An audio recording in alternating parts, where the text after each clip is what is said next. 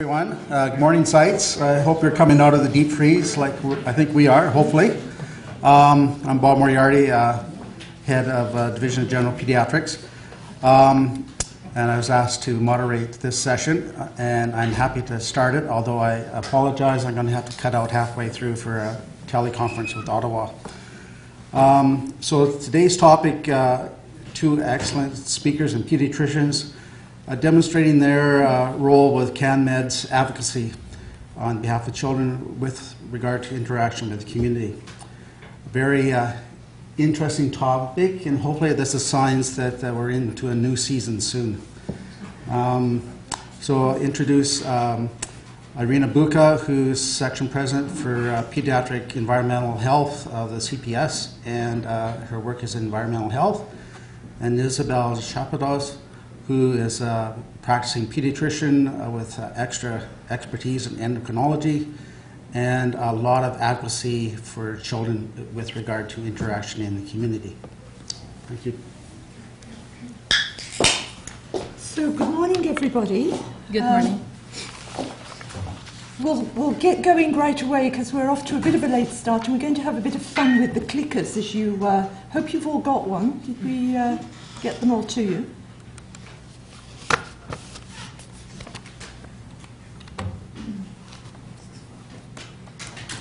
We are stuck on the first slide.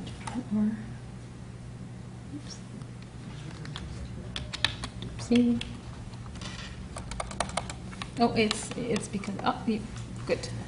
So the objectives, which are a little different to if any of you went to the website or got your notice a month or so ago, we had to kind of redo our objectives because there's a lot of information on the subject. So the objectives are to understand the evidence for health effects on children because of pesticide exposure, and Isabel will be presenting that, and discuss some of the issues and controversies around the use of lawn cosmetic pesticides. We've divided the talk up. We're going to give you some definition of what we're talking about in terms of cosmetic pesticides and provide some facts. We're going to introduce the regulation of pesticides in Canada, which is a very confusing area. Isabel will speak about some of the key epidemiological evidence. And then we're going to discuss the issues, the controversies, and the possible role of child health providers in the subject of cosmetic pesticide use.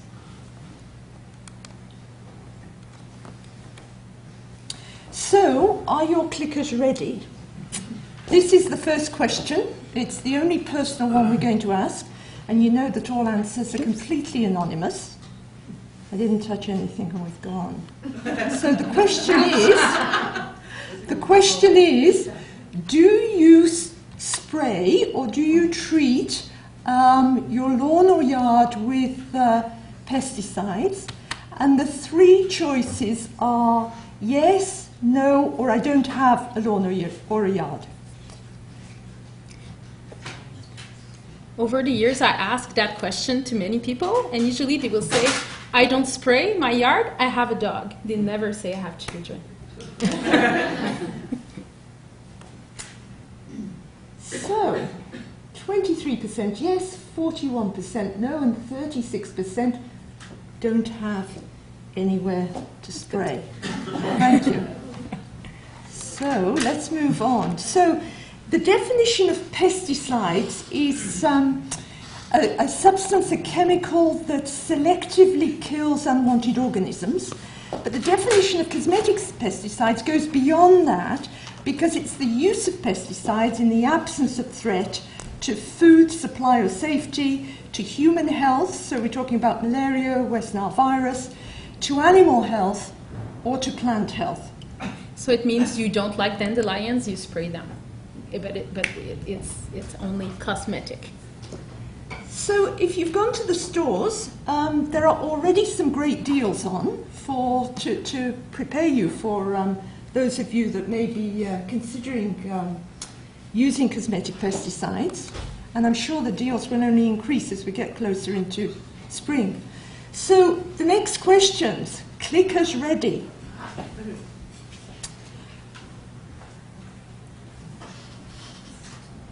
And on this one, you answer a yes or no on each question.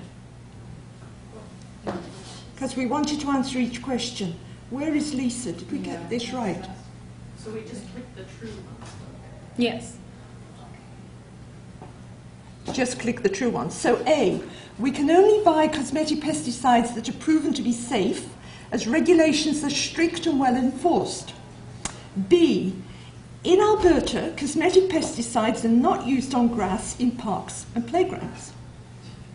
C, Edmonton has the strictest bylaws for cosmetic pesticides in Western Canada.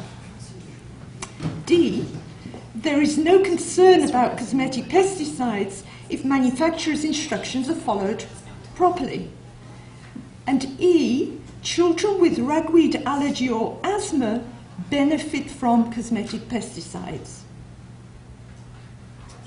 Do you have none of the above? No, but it's a good answer.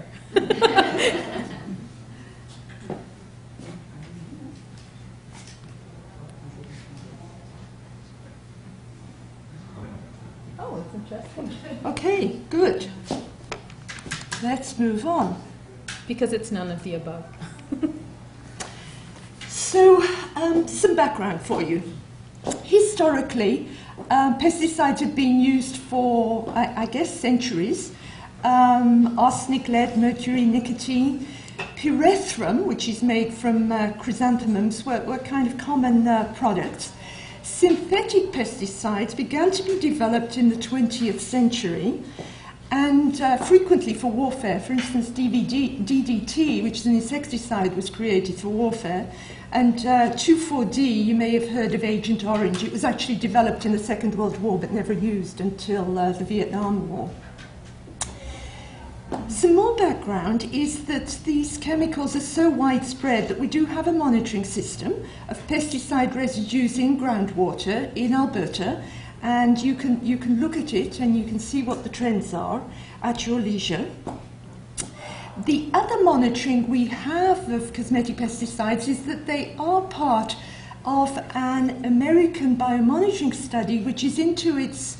This is the fourth report that you'll find on this website. So this is the fourth large biomonitoring study where chemicals are measured in humans. And in the last session, children over the age of 6 were included. So you can look there at the results as well. So these are just some common products that you may find on your shelves.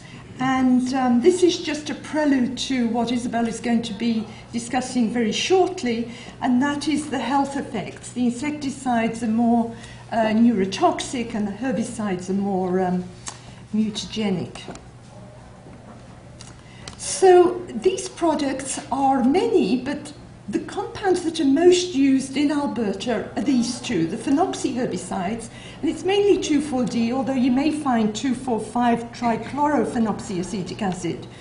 And it's considered of moderate toxicity, so it's well absorbed from the GI tract. It has a half-life of 13 to 39 hours.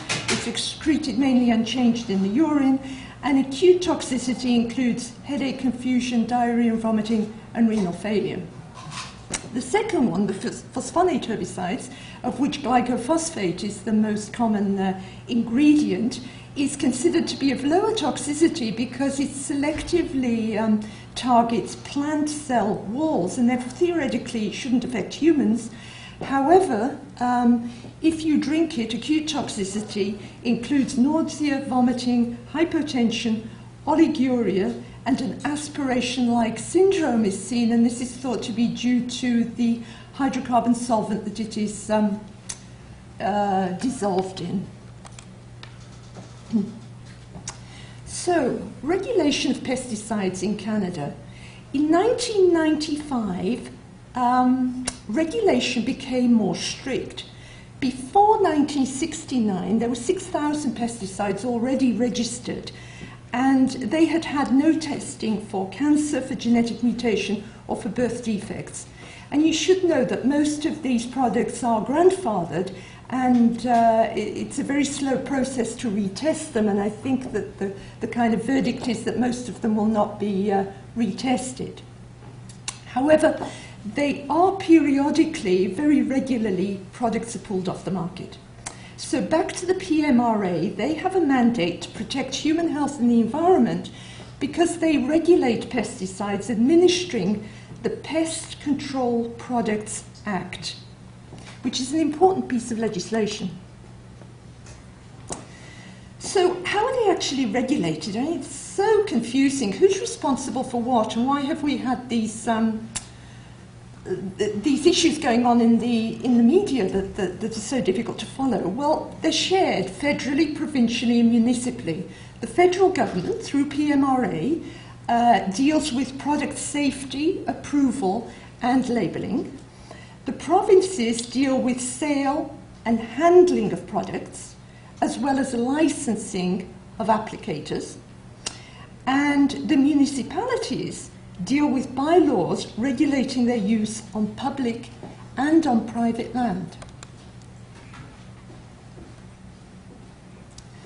So, trying to give you a picture of what's going on in Canada, we thought we'd use one of our maps. I'd like to thank Dr. Alvaro Azornio and Jesus Serrano for creating this map for us. You're probably familiar with these maps by now because this is our focus of research, is creating maps.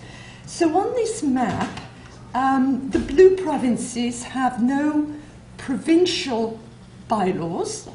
Ontario has a provincial bylaw and it's the strongest, and the other 5 provinces to the east, Quebec, Nova Scotia, New Brunswick, Newfoundland and PEI, all have provincial bans of some degree or other, and it's very complex to kind of weed out what each province has done. However, even though the western provinces don't have bans, altogether across Canada we have 170 cities and towns that have brought about their own bylaws. Sometimes they're full, but they're mainly partial. So another fact that I found interesting and added to this was that 22 million Canadians, so this is 65% of all Canadians, are protected from exposure to cosmetic pesticide under comprehensive bans in Nova Scotia, Ontario and Quebec. And this was a figure that was calculated out by Statistics Canada census data of 2011. So this is interesting, that the children east of the Manitoba border have some protection, but our children in Alberta are, they don't have that protection. So I guess they're good study targets for environmental health.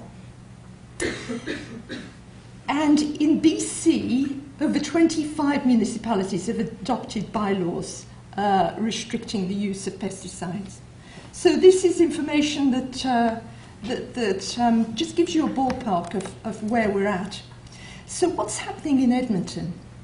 In Edmonton, we have an integrated pest management policy.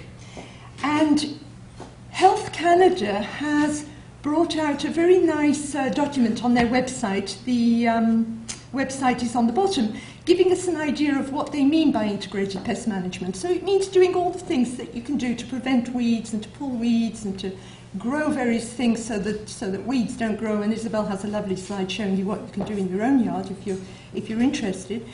It doesn't preclude the use of pesticides, but it's said to draw people's attention to the fact that we need to use pesticides more conservatively and more safely. So these are a few facts that I pulled out of the policy in Edmonton, so you can look at this and decide whether that's happening in your neighbourhood or whether you're, you're seeing what you're seeing you're happy with. So first of all, one of the things that they talk about is that citizens are informed of all pesticide applications on city property. So first of all, you need to know what city property is, I guess, and what private property is. The chemically sensitive citizens, and I'm not quite sure what that means, are given an option of special protection from risk of pesticide exposure from an application on city property that is adjacent to their residence.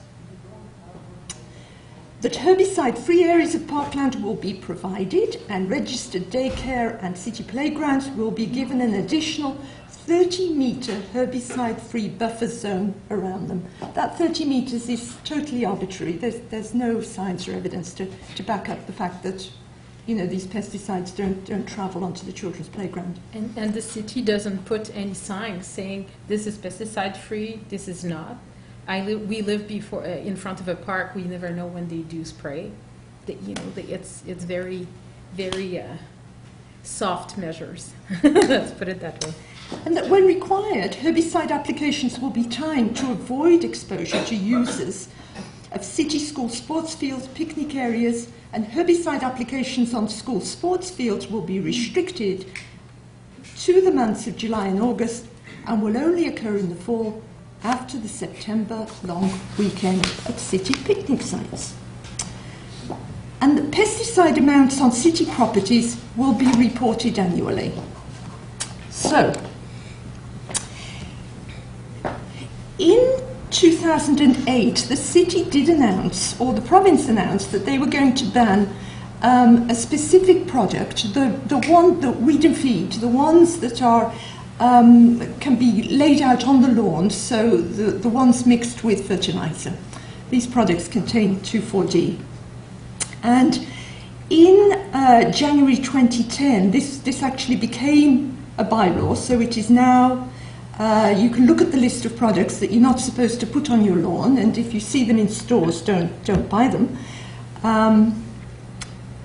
And the reason being that over-application of these products to entire lawns has caused a problem in that there's surplus runoff into water. So the monitoring of the water ways and the monitoring of the water did lead to this being put in place. And this product ban said that you could still buy spot herbicide products, so you could spray them directly onto herbs. And you can buy them by 5 liters. Onto Yeah. reels. Thank you, Isabel. So in 2012, Edmonton was considering a ban of all cosmetic pesticides on city property. So a number of us turned up to kind of give some evidence. And we had a very interesting day. Isabel presented very nicely. If we just left it at that and all gone home, I think the councillors may have been convinced at that point. But unfortunately, the lawn care companies and industry were there, and they're very convincing. They're extremely convincing. So this was the outcome, that administration, so City Council administration, advised City Council that it would be too costly to enforce a ban. This puzzles me because it's a ban on their own property. So it puzzles me why it would have cost $200 a year. I've just read it. I thought it was $200,000. And $7 million annually to maintain the city's green spaces without pesticides.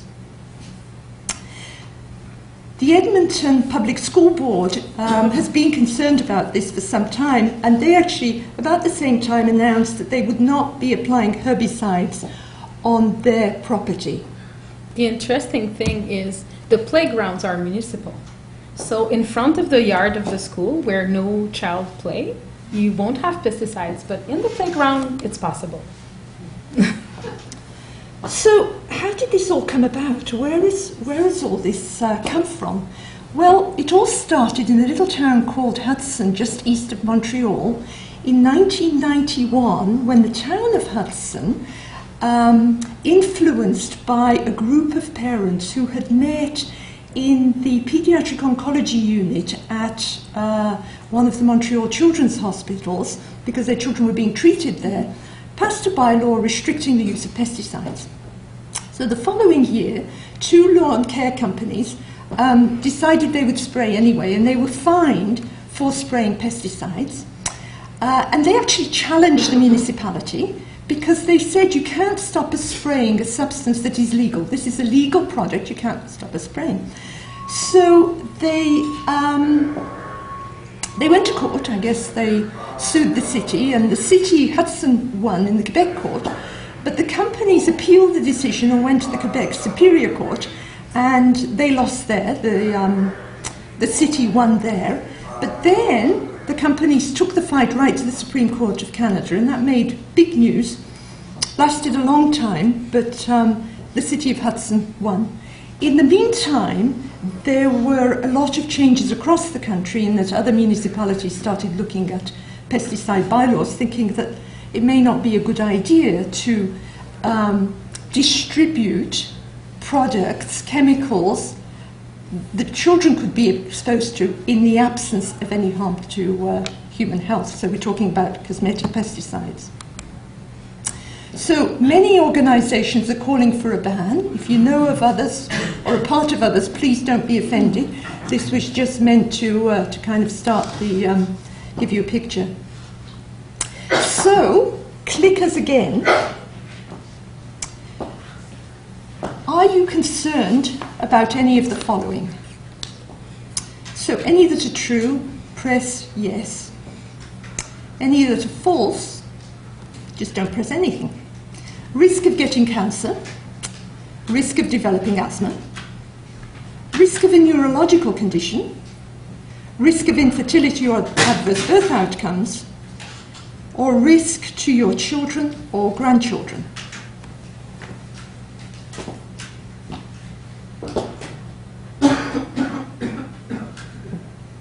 Good. Thank you. This is fantastic. Oops. I'm now going to hand over to Isabel to talk about the evidence. Good. So the gaining the evidence against pesticide is very difficult because of the nature of the beast. You cannot do randomized controlled trials exposing kids to one group of kids to pesticides and you know have one control. Those things are not possible. The other thing is there is multiple exposures with different doses to multiple products to kids at different stages of development. So it makes studies difficult to make.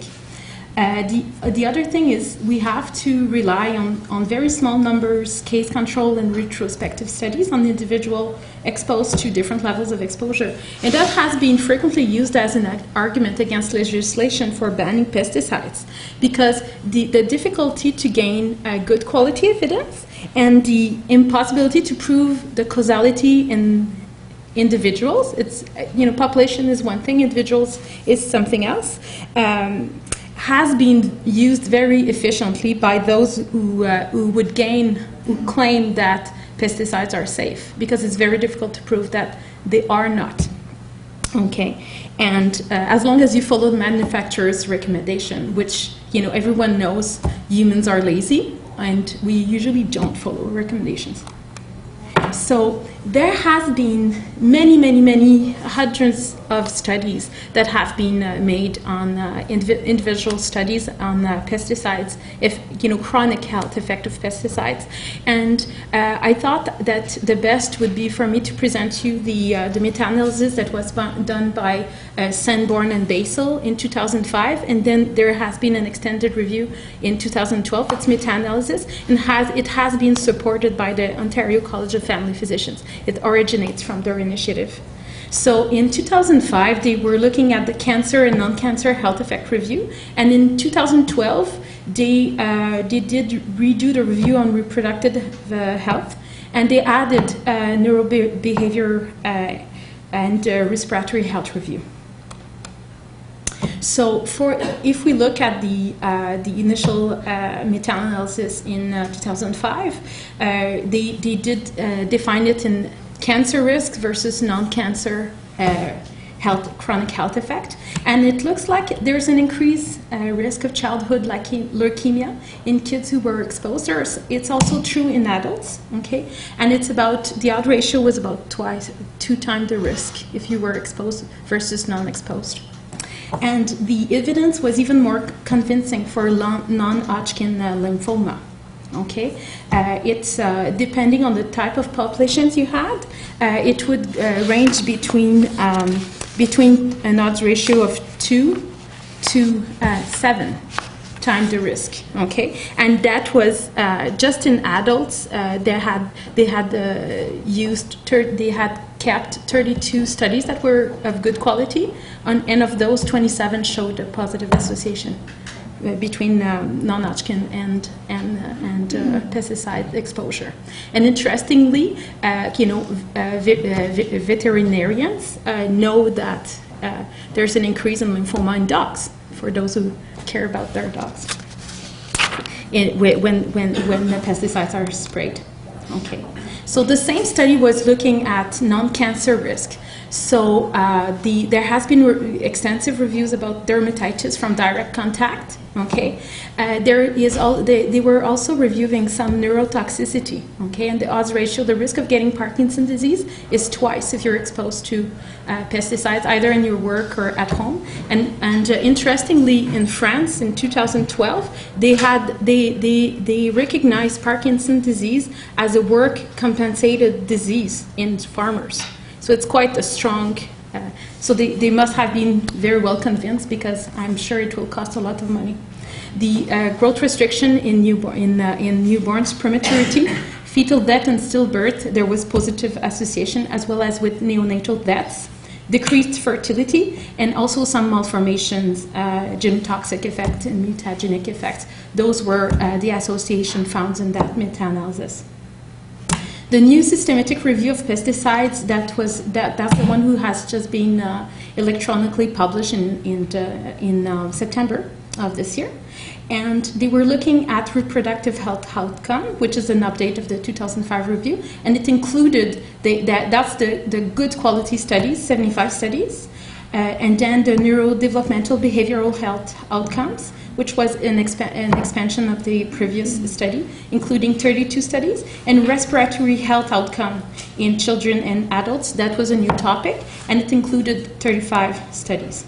So in terms of reproductive health outcome, it did comprise fetal growth, and on this, 8 over 10 studies showed a significant association for low birth weight. Most of them were cohort studies, and interestingly, New York did a ban on cosmetic pesticides in 2004, and they had a pre and post study on birth weight, and apparently the birth weight increased over time. Is it the fact that they stopped pesticides or something, or they were eating better, smoking less? I don't know, but this temporal association is there. There also has been a decrease in head circumference, and as we know, the smaller head you have, the less chance you have, the more chance you have to have lower cognitive abilities, and that has a huge cost for society. In terms of birth defects, there was positive association with hypospadias, and that is probably through a mechanism of endocrine disruption, okay, which considering that hypospadias is a mild, ambiguous genitalia. And in these, there were 2 high-quality studies and 13 over 20 lower quality studies. It has also been associated with neural tube defects and congenital diaphragmatic hernia and gastroschisis. The 2 last ones are congenital disease for which we do not have an etiology. So it's quite interesting to see that there has been a link with pesticides in those studies. In terms of preterm birth, there were only 2 studies, but they showed a positive association with pesticides. And what could be the mechanism? One of them is that they think that organophosphate affect the enzyme that stimulates uterine contractions. So you start to contract earlier, and then you risk preterm birth. There was less evidence for organochlorine pesticides, but it's very difficult to study the evidence, because most of these studies are have low sample size, and they use a diversity of agent. But the one point I want to make is that the prematurity and low birth weight have a significant effect on all lifespan and all the expenses we do in the healthcare system, because you have when you're born low birth weight or before time, it reprograms some of your some of your, it reprograms your metabolism, and it puts you at risk of obesity, metabolic syndrome, and so on and so forth. And that has a huge, it's a huge cost on society that we actually do not take into account. Neurodevelopmental outcome now. There has been several longitudinal studies from Mexico, USA, and Spain with kids who were exposed to pesticides through their parents who were farm workers. And the prenatal exposure of these kids was associated in the neonate, okay, and especially with the organophosphates, they had lower or absent reflexes and more inattentiveness to stimuli. That's at birth. If they were looking at the toddlers and exposed to organophosphates, they saw, their 3 cohort studies saw that there was a deficit on the Bayley scale, which is quite bad, I find.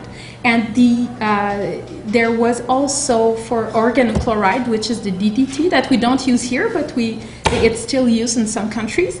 It was more the psychomotor developmental index that was affected more than the Bayley. And the relative risk in those studies generally was 1.5 to 2 times. But that may seem, small range effect, but if you think that it will have an impact on lifelong learning and the burden on the school system, I think it's quite significant. In the older kids, the 3 to 10 years old, the prenatal exposure was associated with ADHD and a reduced IQ, especially the working memory and the verbal comprehension. And in Canada, the Environment in Canada did a study on, what was the virtual cost of losing 5 points of IQ in the population, and it's 30 billion a year.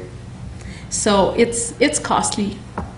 There has been some association as well with autism spectrum disorder, and the things that may alter those studies is that it's very difficult to find groups that are totally unexposed, because we know that even people who eat organic, you can measure pesticides in their blood, okay? So it probably underestimates all those risks that we find in studies. Respiratory health outcomes. The two pesticides particularly studied were carbamate and organophosphates. And of these, 9 of 12 good quality studies showed an odds ratio of 2 between prenatal carbamate and organophosphate exposure and atopic asthma. And in the in utero to 1 year exposure, there was an increased risk of asthma and wheezing in the less than 6 years old. And interestingly, the breastfeeding was protective, despite the fact that when you breastfeed, you give organochlorides to your babies. And that's probably something to do more fancy with the immune system and the probiotics that you have in the breast milk. But that's my hypothesis. The interesting thing is you will probably hear people say, if we don't spray for ragweeds, we'll have tons of kids with atopic asthma that will be sick. But actually, if we do that, those studies show that we may actually make them more prone to asthma. So if we look at more adult data, the sarcoidosis and farmers' lungs, the exposure to pesticides was associated with an increased risk to get it. And they also studied the neonicotinoids and organophosphates, and that had an effect on restrictive effect on lung function. Interestingly, there has been, now they think that neonicotinoid, those are derived from nicotine. Because you could take your cigarette, okay, make a nice tea out of it and kill your plants, and make sure you don't touch it because it's very dangerous. But now there has been new agents that are seen as safer, but it kills bees. And if we kill our pollinator, it's responsible for maybe more than, I think, 40% of the crop yields. So commercially, it's very important if we kill the bees with what we spray. Commercially, it's important. So, and those evidence were supporting the ban of domestic use of pesticides. So the American Academy of Pediatrics has made a new statement, and you can find it on this website. They want to promote policies that promote integrated pest management, comprehensive pesticides labeling and marketing practice that incorporate child health considerations that will enhance safe use. But they didn't want to say no to any of those things. Just be careful and think about the children. So it goes to the principle of caution. And it's very difficult to assess one pesticide in particular. So we end up with studies that look at multi-products at variable doses. And we have to think that children and fetuses are most susceptible to the effect of those. And they put everything in their mouth. They crawl in the garden. The pesticides are carried in the house with our shoes, in the carpets, especially if you have carpets. And it accumulates, and the babies are exposed to all that. And that's and babies are also exposed in utero. Like if your husband is a Gulf superintendent and the lady washed the clothes, she's exposed during all those manipulations. So it's more complex than just putting gloves and a mask when you do an application. So today we talk about the use of cosmetic pesticides. That means just for lawn manicure, okay? So can we justify the potential threat of pesticide exposure in the absence of the threat to health justifying the use of it? Okay, that's really the question today. So I'm a gin tonic gardener. It means I'm very lazy. I like to watch my plant grow. Okay, so I wanted to give, just to give you a little hope and if I don't spray pesticides, what should I do? So this is a little piece of advice of the things I do in the growing season. So and it's in no way extensive. If you have other methods, that's as good as what I have. So it's very important to build a good soil. And if you really don't like dandelions, you take a special fork and you dig it. And then you put seeds and you plug the hole, and you will have, you will occupy the land so the weeds won't come back. If you want to fertilize at the same time, instead of putting just lawn seeds, you put white clover seeds, which is what was a healthy lawn before the use of pesticides. It was a mixed lawn between fescue and all of those lawn plants, and white clover, because white clover is a natural fertilizer, and it fixes nitrogen, and it feeds the lawn. Okay, so since we use herbicides, it kills the clover because it's a broadleaf plant. So we have to buy fertilizer on top of that. Okay, but if you put white clover, you will solve two problems. If there's a special plant that you don't want, the one I like is boiling water. Okay, it's very efficient. You just pour it over the unsightly plant, and it will kill it without. You can do it with as well vinegar and lemon juice if you want. It's also important to have a bird bath to attract insect-killing birds. And as well, if you don't spray pesticides, you'll see that you'll have more biodiversity in good insects, including ladybugs in your yard.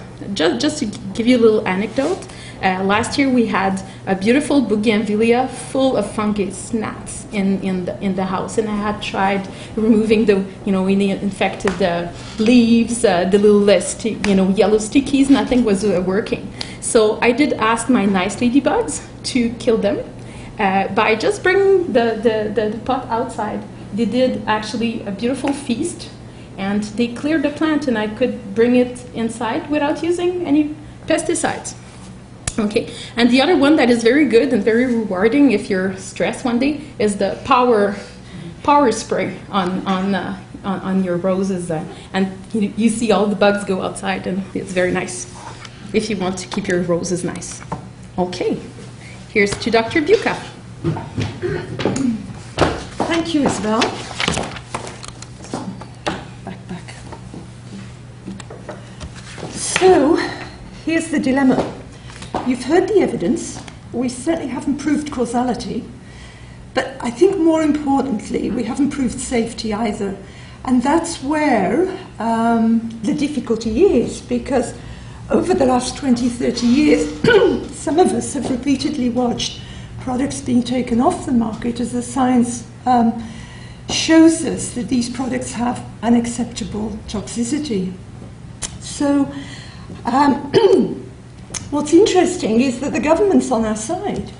In May 2000, the Standing Committee on Environment and Sustainable Development issued a report, and I've pulled this out of the report. Given what is known or suspected about the harmful effect of those products, and given the purely aesthetic purposes they serve, the committee favours a ban on the use of pesticides for cosmetic purposes. So, standing committees. I'm not a political scientist. I don't know what happened after the year 2000.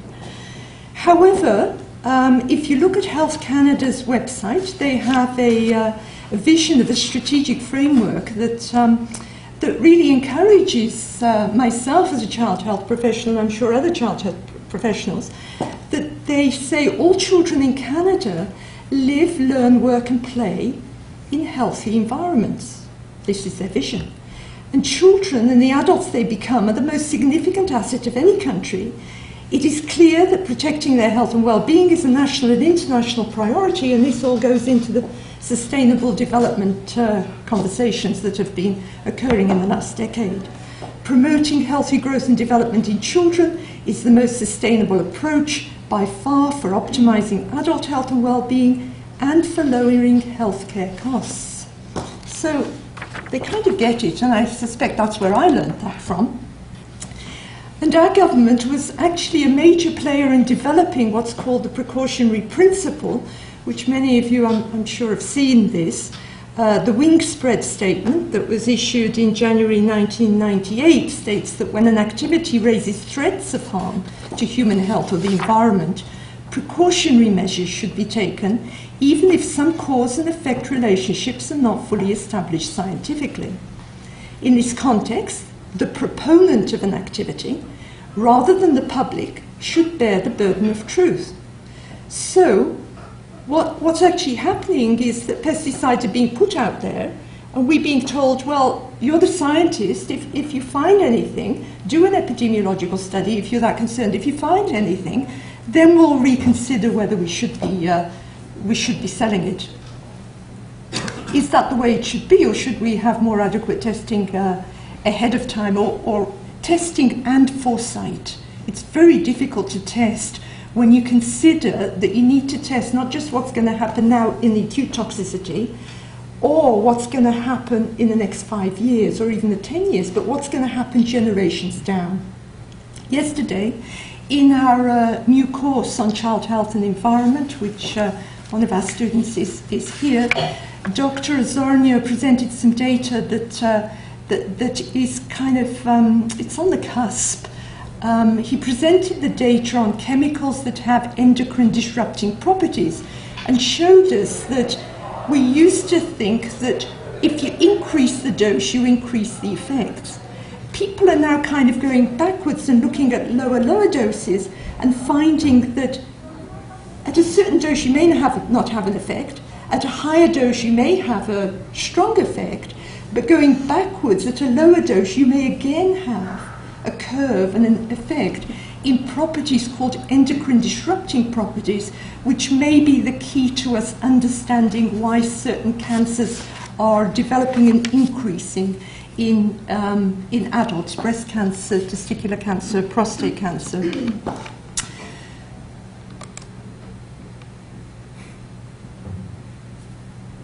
We're stuck.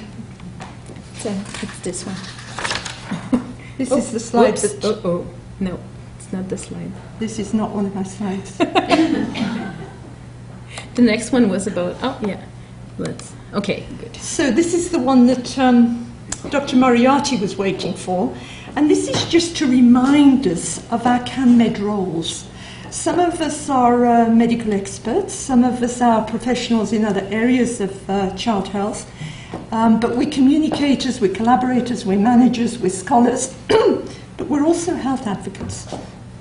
And the more I learn about pediatric environmental health, the more I realise that that our role as advocates is underused. We need to increase our presence out there in the community and in policy and in education, because we have a major role in harm reduction. We're all familiar with that term, harm reduction, in working with children.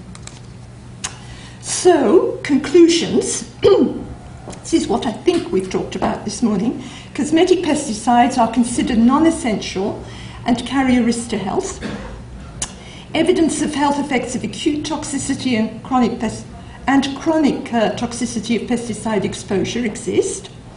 The gaps in evidence for long-term chronic health effects and barriers are there, and there are barriers to filling the gaps. The regulatory process does not guarantee that children are adequately protected. However, political will is mobilised. We've seen the map regarding non-essential cosmetic pesticide use, and I believe that child health professionals hold a key role in protecting children, that they can't out there do it without us. We're a key element. So, clickers, last questions. Will you use cosmetic pesticides? Has today's discussion changed your way of thinking about this topic? Would you support a ban of cosmetic pesticides? And do you think that child health professionals have a role to play in these discussions? So we click if we agree. Yes. We can agree to more, but it will. We won't be able to measure.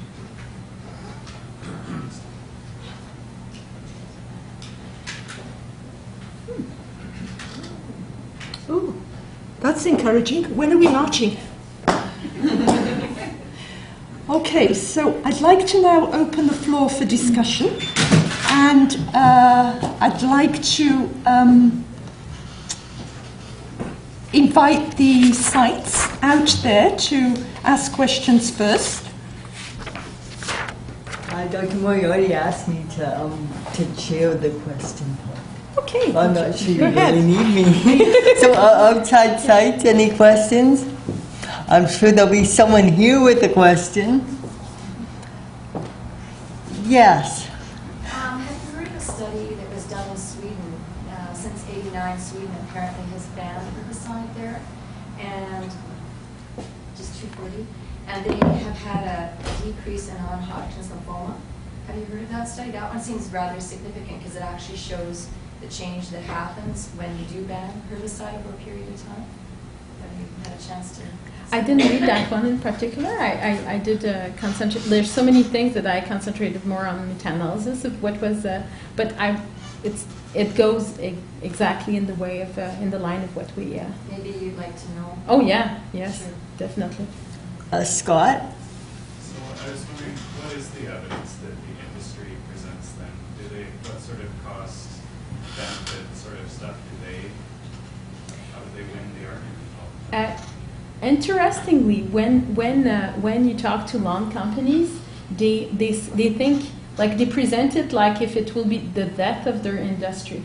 But if you look at Quebec and Ontario, where they have, like, the bans are quite good, they actually make more money because the biological pest management is a tiny bit more labor intensive. So actually they make more money.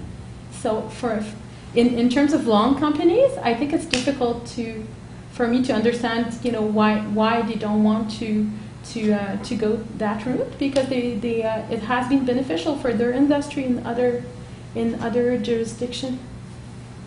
Yes. Yes. Thank you for this talk. My question is, and I don't know if you'll be able to answer it, but what level of exposure is dangerous? If I take my 12-month-old to the playground, and she's there for 10 minutes and eats a blade of grass, which she regularly does, do I worry? Or is it after 7 times of going to the playground? Or is it after licking an apple that I haven't washed yet? Like, when am I worried about my kid's safety? Do you want to have this? I wonder if I can invite Alvaro to answer that question more scientifically. It's your talk. I thought you'd get out of it. that's the difficult part about this, is that for decades, we've had a process of risk assessment and risk management where very carefully calculated acute toxicities have been measured against levels. So we've kind of heard that at this lowest level these effects can occur, but if we go down to this level we don't see these acute effects. Those effects were actually measured in adults, in healthy adults. There's been very little testing in children for obvious reasons. There have been extrapolations from animal studies. So these tests are done in adults, and then they're extrapolated. They used to be done in human volunteers, not anymore. They're done in animals. And then it's a kind of extrapolation theory. Okay, so it's this level, so many parts per million. If we divide that by 10, that will take into consideration that it's a child. And if we divide it by another 10, it will take into consideration another factor. And very often there are a couple, 2 or 3 of these divide by. So it's quite arbitrary. Risk assessment does try and take into consideration multiple exposures. What it can't take into consideration at the moment is chronic low-dose long-term effects. We don't have the scientific methods to kind of test that. We've seen from other chemicals that we have a lot of science on, such as lead, that safe levels have been lower and lower. And we now know that many of these metals have what we call no threshold, so no amount is safe. So when you ask how much, it's so difficult to get any true information to you. And I think that's why we're looking at what we call modifiable risk factors. Do we need these herbicides? Are they helping us to grow food to sustain our population? No. Are they helping our economy? I think yes, because in answer to Rob's question, what I've had from companies is peer pressure. Oh, well, you don't want to have a yucky lawn. Look, your neighbours all, you live in a nice neighbourhood and your neighbours have nice lawns, and therefore you need our products because this is what you want. And I've heard people in previous meetings at City Council stand up and actually say that from the industry. People in Alberta want to have perfect lawns. And I'm thinking, well, okay, where's your evidence from? Which survey did you do? But no, this is the sort of presumptions that are made. So looking at what the actual risk is, balancing it against what risk we're prepared to take on is a very difficult concept. But getting rid of those things that we don't need, I think, is the way to go. In terms of what you should do with your child, I would suggest that you found out whether the park is sprayed or not, and if it isn't, request that it not be sprayed in the future. I'm just going to keep her in a bubble for the rest of her life. Or get a bylaw passed in Edmonton. Yes. More questions? The fellow in the green shirt? Yeah, what do the animal studies show? I'm curious. Like, what kind of talks about? That was my question. Kind of into it. What Have we're there been animal studies done on a lot of these chemicals, and if so, like, what do they show? Like,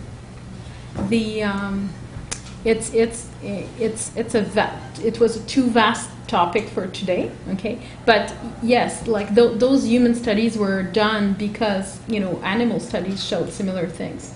Yeah. Cancer and, yeah. But they often do the studies, the companies that produce the chemicals do the studies on rats. And rats have genes that can process toxins that we don't. There's a technical report published by the AAP together with that policy statement that Isabel showed, which was published in, I believe, November of last year, that contains a lot of that information. So I think we're running out of time. Just one comment. I witnessed that iPads are like crack cocaine for preschool-age children. So maybe kids going outside will become something of the past, unfortunately. Anyway, I would really like to thank Irina and Isabel for a very provocative and clear and interesting presentation. Very well done.